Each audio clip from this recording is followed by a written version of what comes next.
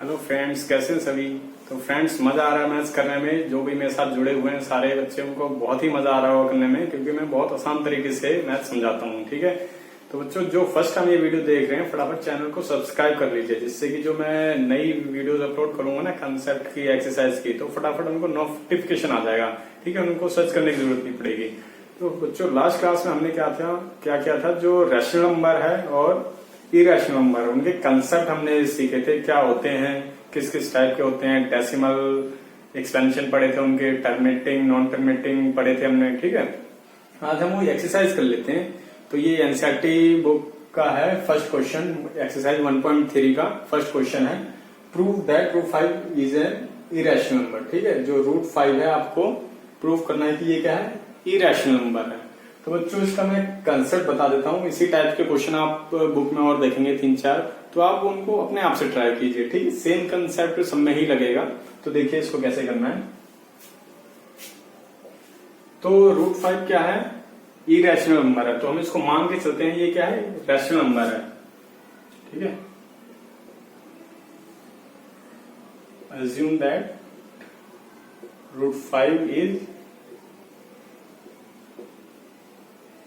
Rational number. ठीक है, तो बच्चों रैशनल नंबर है तो इसमें क्या होंगे, दो को प्राइम इंटीजर्स होंगे। ठीक है,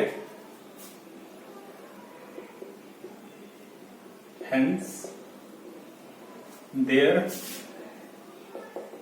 exist two coprime integers A and B. ठीक है, तो दो इंटीजर्स होंगे जो कोप्राइम होंगे। कोप्राइम का मतलब पता है बच्चों, जिनका एक और वो नंबर खोद, इसके अलावा कोई भी उनके फैक्टर नहीं होते हैं। ठीक है, तो जो रैशनल नंबर होते हैं उसके क्या होते हैं, वो कोप्राइम ही होते हैं, जो डिनोमिनेटर न्यूमिनेटर होते हैं। तो इसको आप कैसे लिखेंगे। ठीक है, रूट 5 क्या है आपका, रैशनल नंबर हमने माना है ए बाय बी। ठीक है, ये माना है ना, ये क्या है, कोप्राइम है। कोप्राइम का मतलब इनका कोई भी फैक्टर नहीं है। ठीक है, कोप्राइम है। तो क्या करोगे, इसका स्क्वायर कर दो।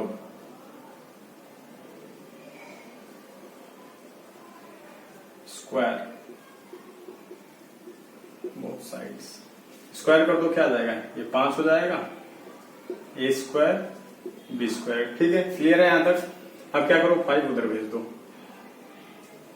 B square equal to A square upon 5 इधर आ गया। तो बच्चों इससे क्या आपको पता लग रहा है, ए स्क्वायर 5 से डिवाइड हो रहा है। ठीक है, ए स्क्वायर जो 5 से डिवाइड हो रहा है ना, ऐसे लिख लो, therefore a square is divisible by 5। Clear है, तो ए स्क्वायर 5 से डिवाइड हो रहा है and hence A is also divisible by 5।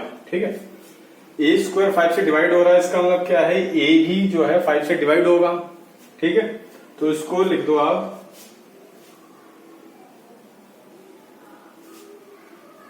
So put जो है ये वाली इक्वेशन है ना, ए स्क्वायर 5 से डिवाइड हो रहा है, दैट मीन्स क्या है, ए भी 5 से डिवाइड हो रहा है। तो क्या करोगे आप, ए को put A equal to 5r। ठीक है, ए की जगह 5r रख दो, तो यहां लिख दो बी स्क्वायर इक्वल टू, ए की जगह क्या लिखोगे, यहां बी इधर 5 इधर आ गया था ना, ए स्क्वायर की जगह लिखो 5r। ठीक है, इसमें जो है हमने ए की जगह 5r रख दिया। क्लियर है बच्चों।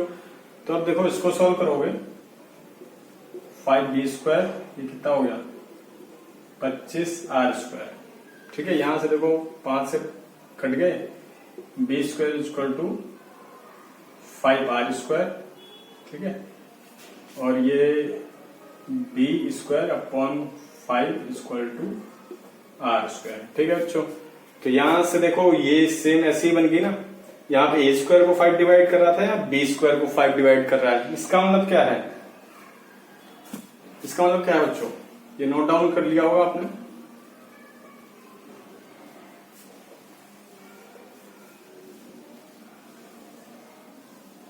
तो इसका मतलब क्या है बच्चों, यहां देखो B square is also divisible by 5, therefore B square is also divisible by 5 and B is also divisible by 5। ठीक है, डिविजिबल, ठीक है, b is also divisible by 5। तो यहाँ बी स्क्वायर भी 5 से डिवाइड हो रहा है और b भी आपका 5 से डिवाइड होगा। इसका मतलब क्या है, दिस मीन्स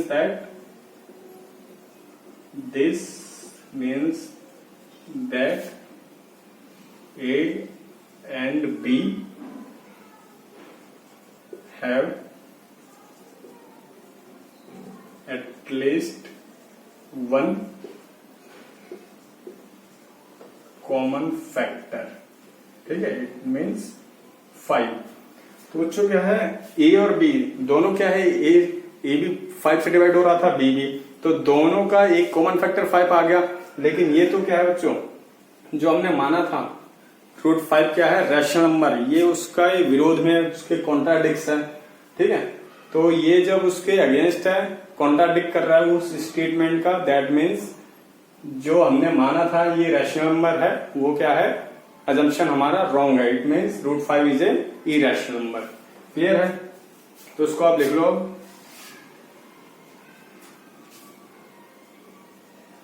दिस contradicts, ठीक है, this contradicts the fact that root 5 is a rational number। ठीक है बच्चों, तो this contradicts the fact that root 5 is a rational number, ये जो हमने माना था ये इसका विरोधाभास कर रहा है। ठीक है, उसको कॉन्ट्राडिक्ट कर रहा है। Hence, therefore, our assumption is wrong।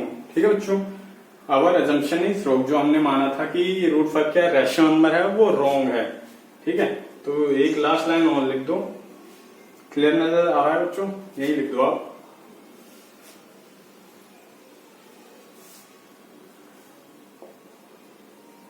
Hence, root 5 is an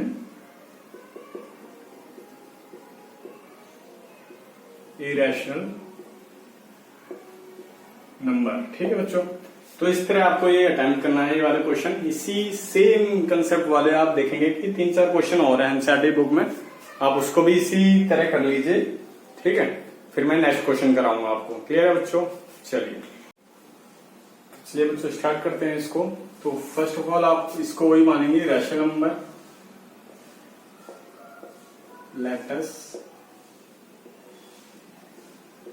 assume that 3 plus 2 root 5 is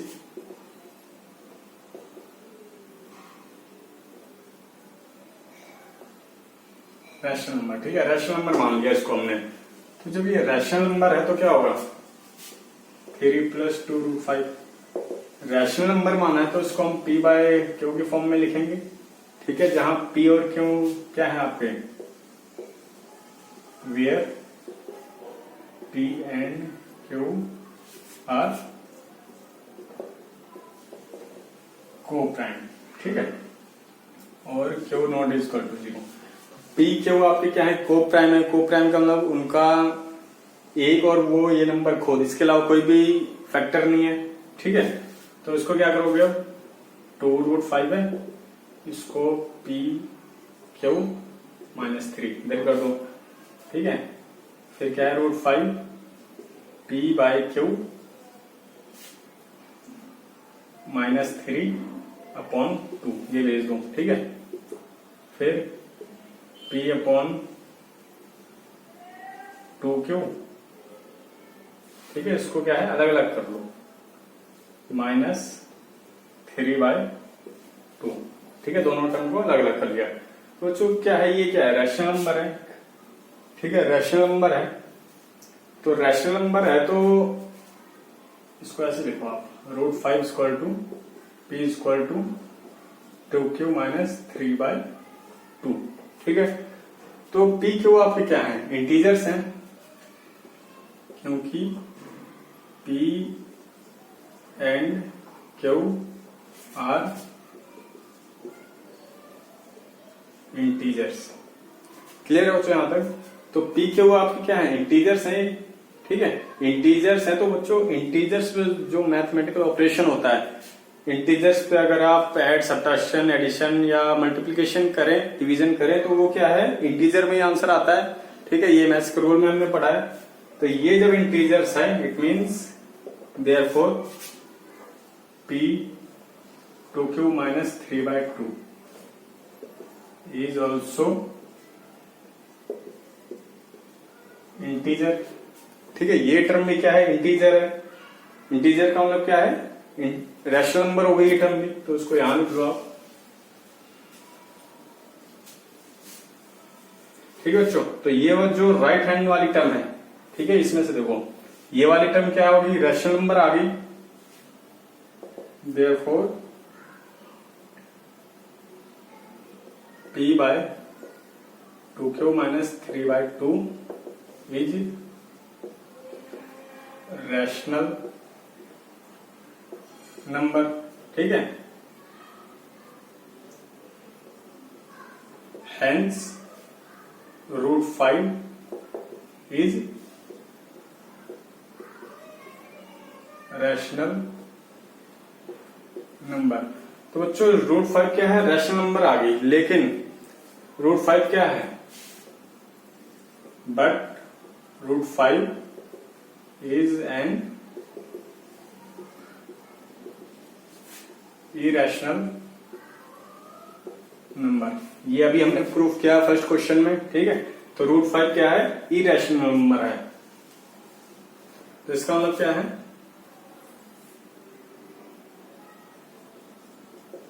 this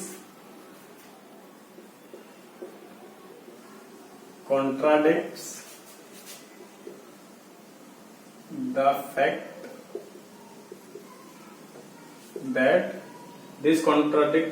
that 3 plus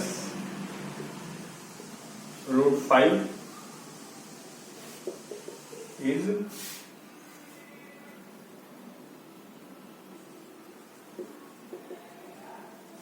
rational number. ठीक है, तो ये जो √5 क्या है आपका, इरेशनल है। तो इरेशनल है, तो ये क्या होगा, जो हमने माना था कि ये 3 + 2 5 इज क्या है, रैशनल नंबर है। Hence our